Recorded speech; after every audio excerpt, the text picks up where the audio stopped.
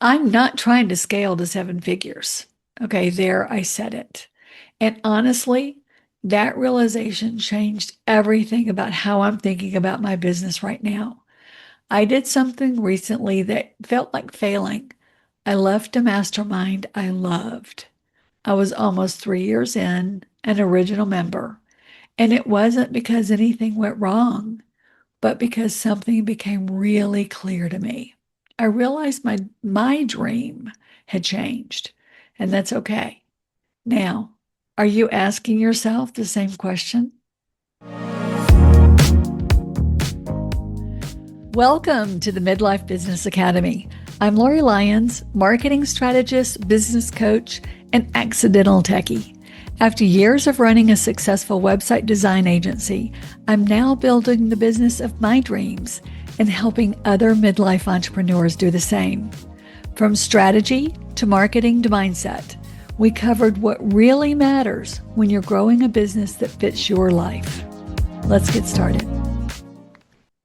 Welcome to the Midlife Business Academy podcast. I'm Lori Lyons, and this is the place where we talk about building a business that actually fits your life, not the other way around.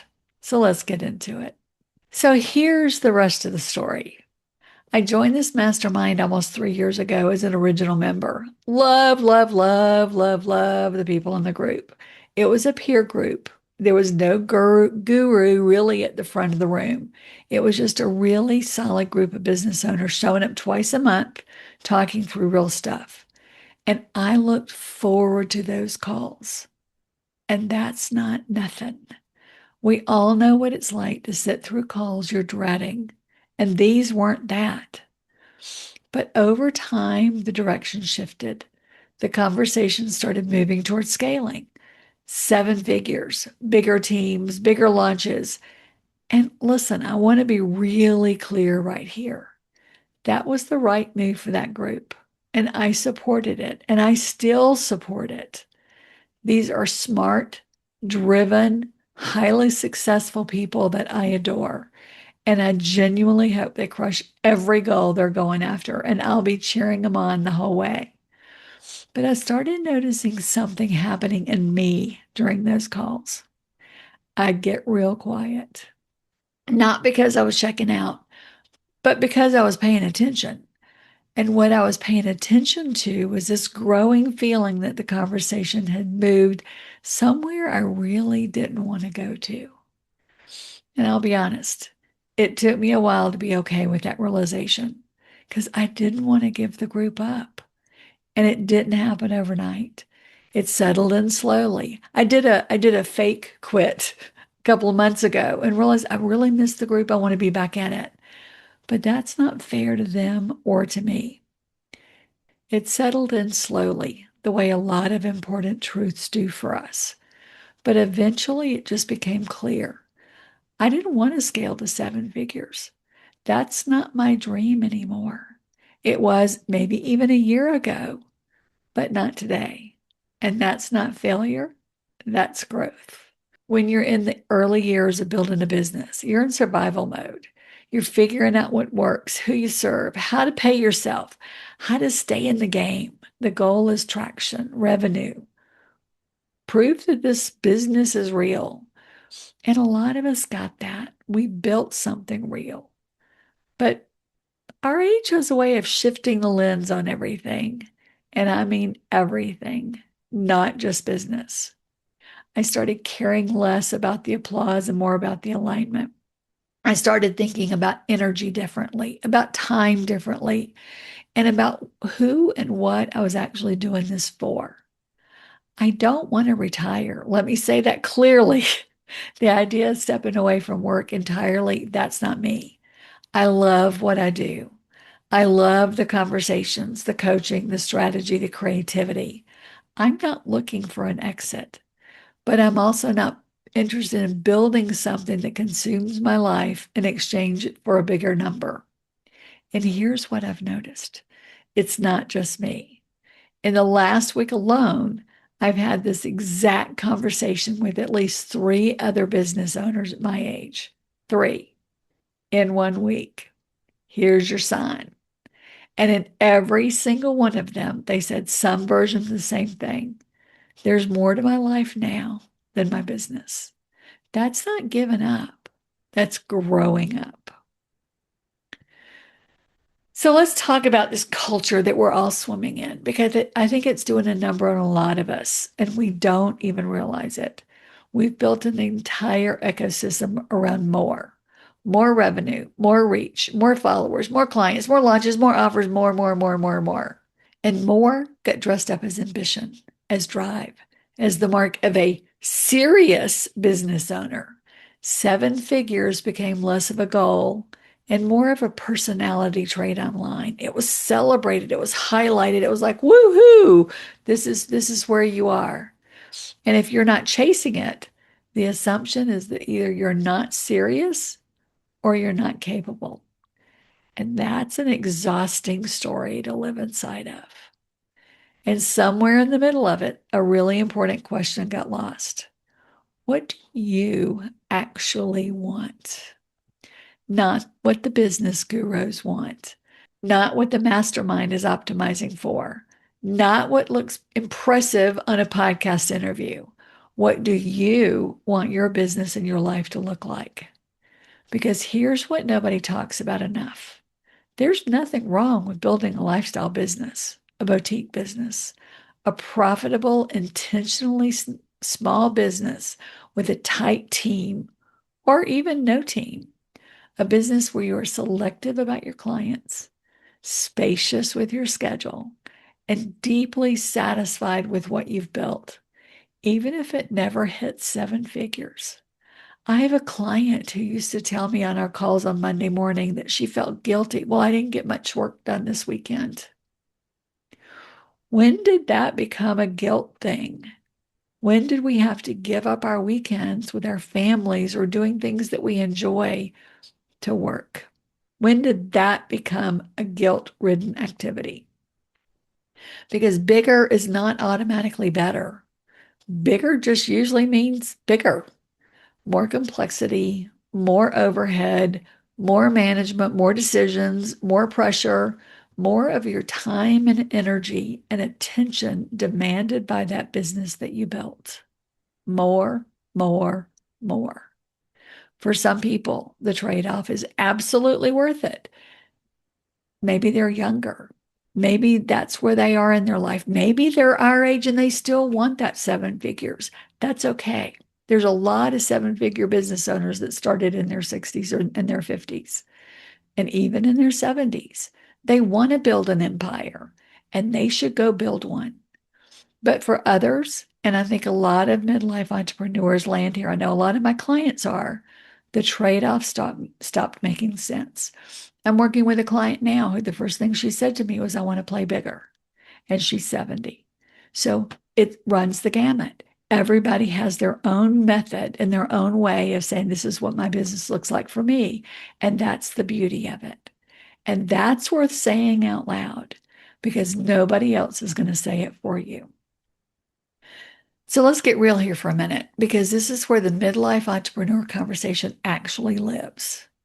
Our lives are different now. Some of us are managing aging parents.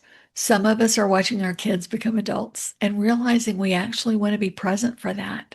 Some of us are watching grandkids and we don't want to lose that preciousness of those early years or their later years.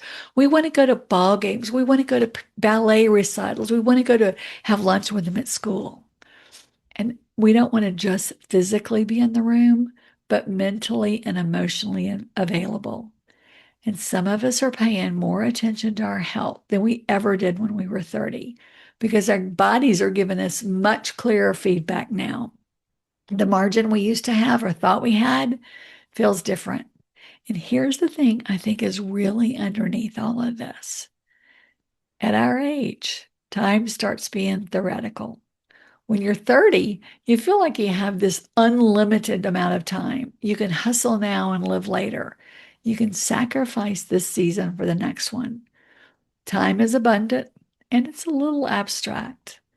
And then you hit our age and something shifts. You've watched people you love get sick.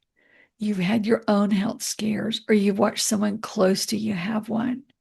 You've buried people you thought would be around so much longer. Time is no longer theoretical, it's real and it's moving.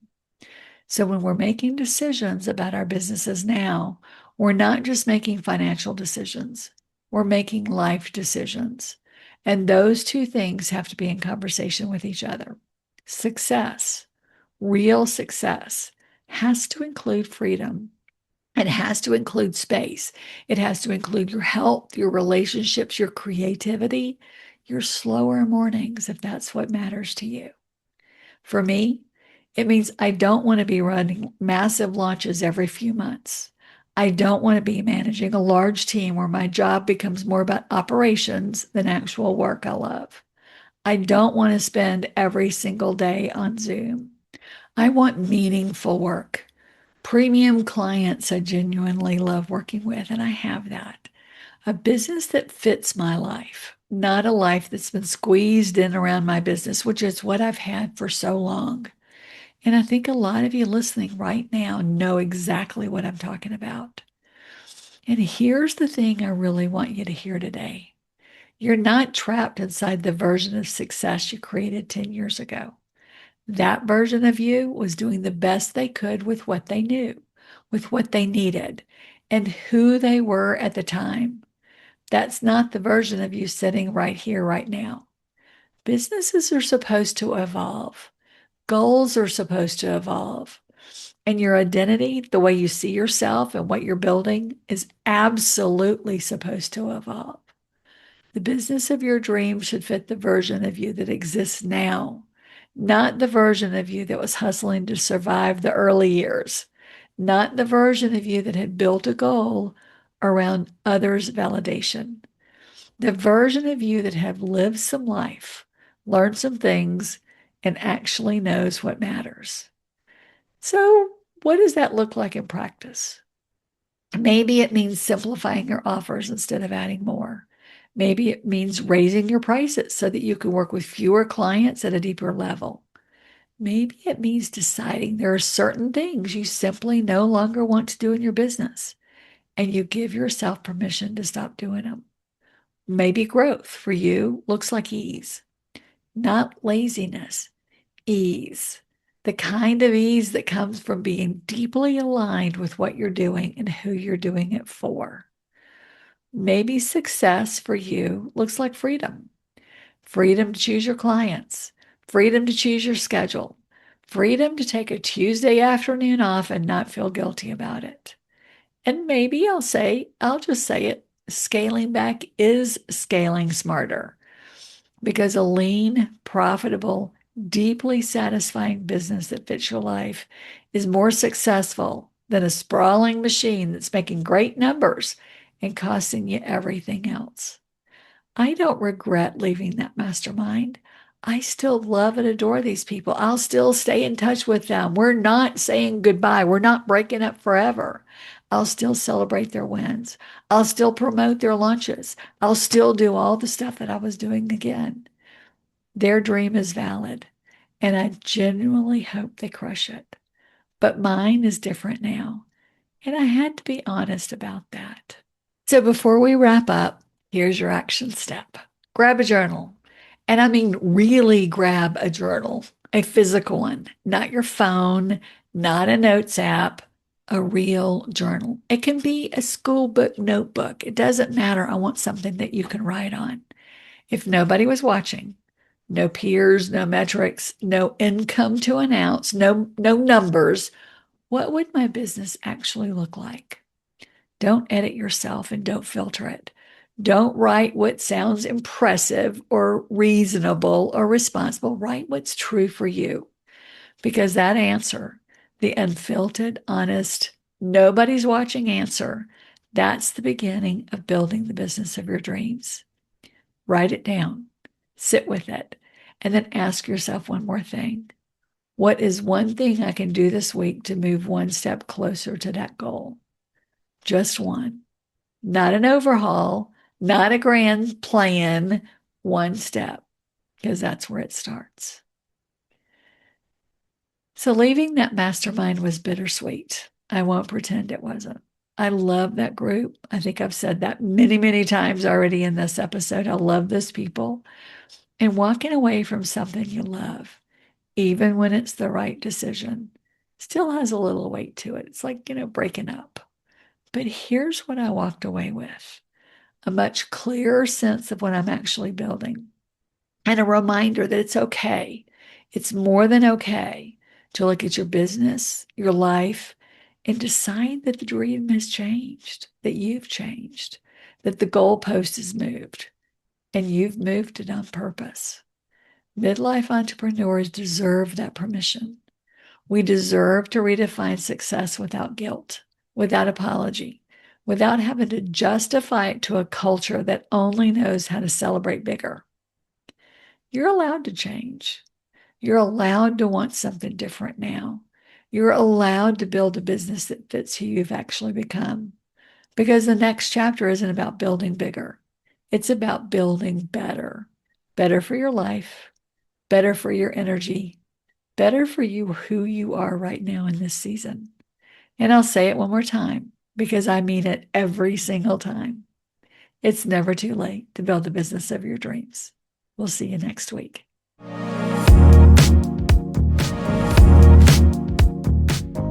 Thank you for joining me on the Midlife Business Academy. If today's episode made you think, or made you feel, or made you feel seen, share it with a fellow business owner who could use it too. When you're ready for more support, you'll find the link to book your Profitable Path Blueprint call in the show notes. I'll be back next week with more insight and strategy to help you build a business that truly fits your life and one of your dreams. We'll see you next time on the Midlife Business Academy.